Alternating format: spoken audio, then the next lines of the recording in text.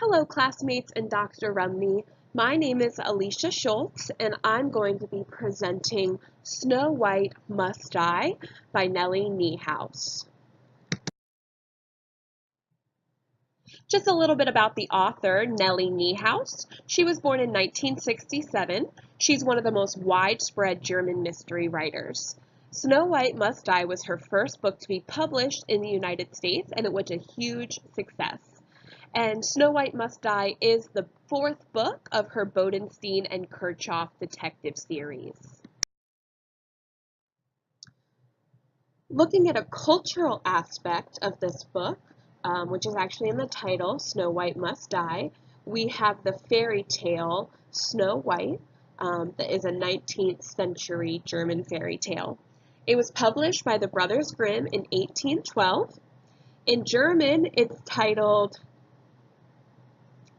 I will let you attempt to say that word because I cannot.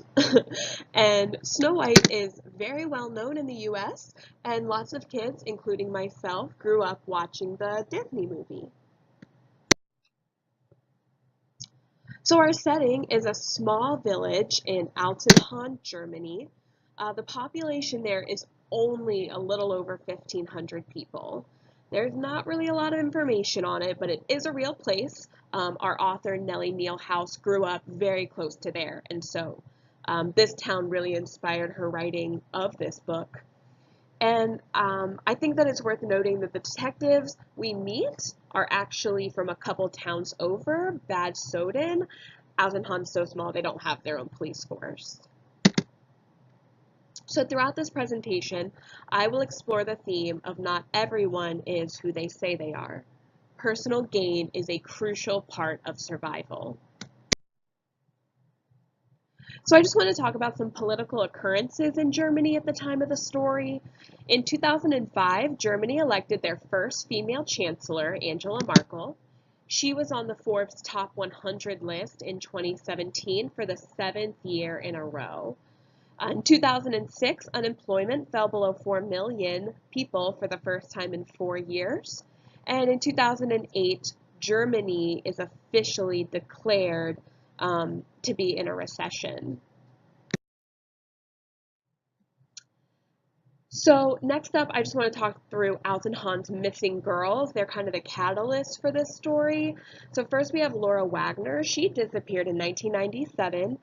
She was Tobias's ex-girlfriend, and he broke up with her for Stephanie Schneeberger, who is our Snow White. Her skeleton is discovered very early in the novel in an old airfield in an underground tank, just days after Tobias returns home from jail. Next, we have Stephanie Schneeberger, who is our Snow White. She disappeared in 1997 along with Laura. She was Tobias's current girlfriend when she went missing. And the book starts with the reader discovering her mummified body being kept and taken care of. She was the new girl in Altenhahn and was cast as Snow White in the school play. And then we have Emil Frolic. She disappeared in 2008. Emil is forced to move to Altenhahn by her family when she continuously causes too much trouble for them. She gets a job at the Black Horse, but is constantly told to change her look. She wears black clothes and has a lot of piercings and tattoos. She went missing after becoming friendly with Tobias when he returned from jail. So we also have Tobias Satoris. He's our protagonist. He's a high school heartthrob. He returns to Altenhahn in 2008 after being in jail for 10 years. He remains a suspect throughout the story. Everyone tells the detective he must be the one who kidnapped Emil. We also have his father, Hartmut. He is financially forced to stay in Altenhahn after Tobias went to prison. House and property were foreclosed on due to all the legal bills. Claudius Turlenden pays all his debts for him. And we also have Rita Kramer. In the beginning of the novel, she is attacked and thrown over a bridge onto oncoming traffic. And she does remain in a coma for most of the story, but that's just another piece of Tobias's tragedy.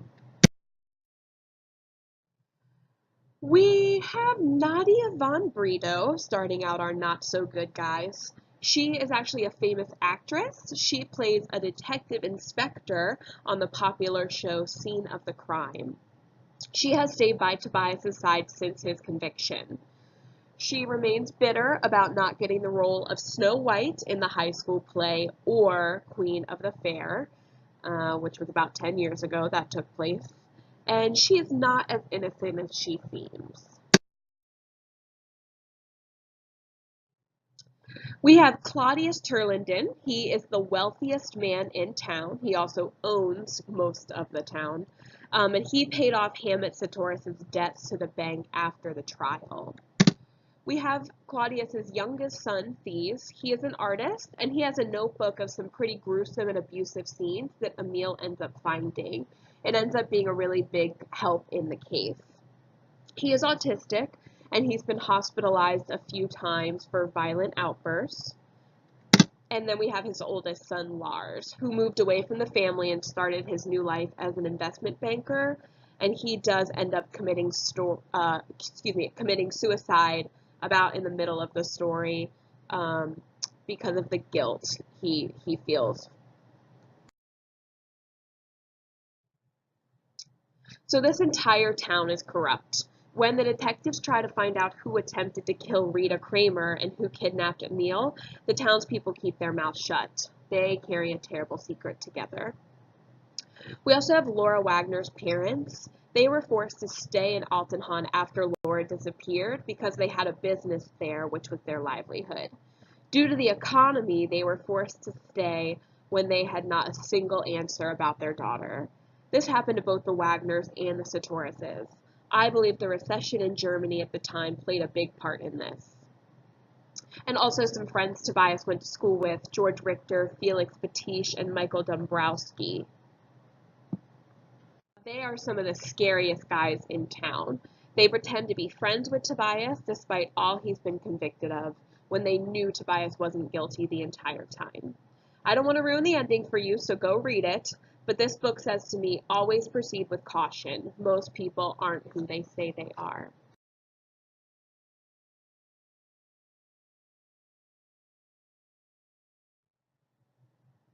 And we get to our detective. So we have Oliver von Bodenstein. He's the detective superintendent and head of Division of Violent Crimes at the Regional Criminal Unit. And then we also have Pia Kirchhoff. She is a detective inspector. This is a police procedural. Kirchhoff and Bodenstein stay with the case from discovering Laura's body to investigating Rita's attempted murder to finding out the truth at the end of the story. We truly see the humanity in both these characters as they deal with their own life trials while trying to bring truth to the little village. They stay on the moral path throughout the story. They are trustworthy narrators. Kirchhoff is the first to question Tobias's guilty verdict. She senses something not quite right. The body of Laura Wagner was in Eschborn in a secure military site and dumped in an underground tank. Tobias then returned home all in 45 minutes. She gets very upset when her whole squad dismisses her instincts by saying he's already been convicted and it's over with. She declares to Bodenstein that it is indeed not over and she will continue to investigate the case. This is a very powerful moment and turning point for Kirchhoff, and she gains some of the power. So we also have the Lauterbachs. They play a part in the political power struggle throughout the story. So Mr. Lauterbach, he is the cultural minister, and he had an affair with Stephanie Schneeberger, our Snow White. And then we also have his wife, Daniela. She just happens to be Thebes Turlinden's doctor, which does play a very important part. These are some of the crimes committed throughout the story. There's quite a few. Niehaus really covers the gamut.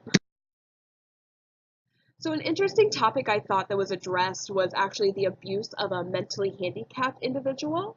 So Daniela Lauterbach, she's tasked with caring for Thebes. She threatens to lock him up if he mutters any words about the crimes that he witnessed against Laura and Stephanie. So Lauterbach takes criminal action to hide Stephanie's mummified body, which Thieves is hiding in his studio, by burning it down. She also drugs Thieves up with psychopharmaceuticals to keep him in a drugged-like state. She did this as purely manipulative to put another human being in harm's way. This is against doctor's code. So I want to talk about the power struggles in the town a little bit. So we have Claudius Turlington. He's extremely wealthy, and he helped Hartmut pay his bills, the legal bills that racked up with Tobias. So Turlington paid Hartmut's debts to the bank.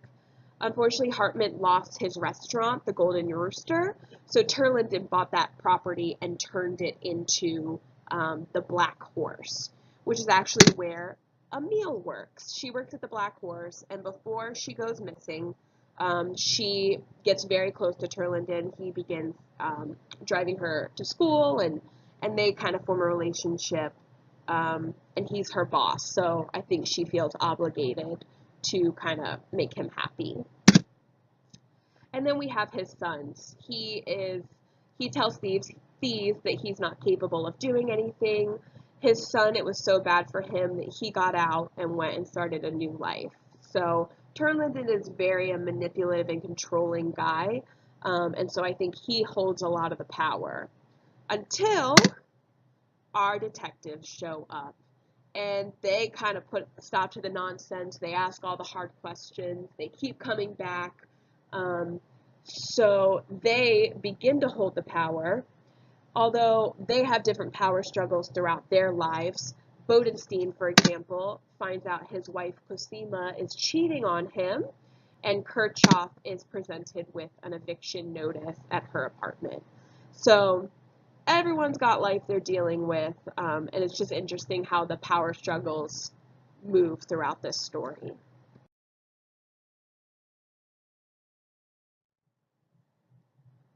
I think this book really portrays realism.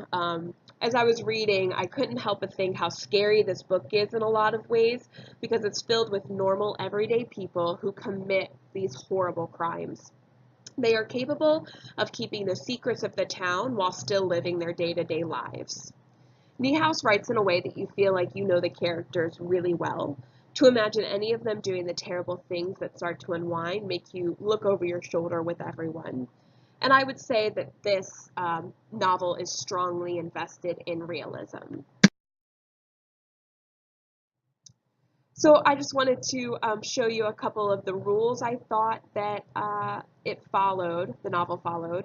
So the truth of the problem must at all times be apparent, provided the reader is shrewd enough to see it. I've gone back and read a little bit, and the clues are brilliant. And then there simply must be a corpse in a detective novel, and the deader the corpse, the better. That is covered for sure. We get a skeleton and a mummy. And of course, there's always exceptions. So there must be but one culprit, no matter how many murders are committed. It was really a town action. There were quite a few guilty parties. There must be but one detective. Nope, we have two. And then there must be no love interest, which everyone pretty much has a love interest, so that breaks the rules as well. So I would highly recommend reading this book. It contains a lot of twists and turns, and you may even begin questioning yourself. And I just take away from this story that the prospect of having all your money and opportunities pulled out from under you has the potential to bring the most primitive of human behavior out. Thank you so much for watching my presentation.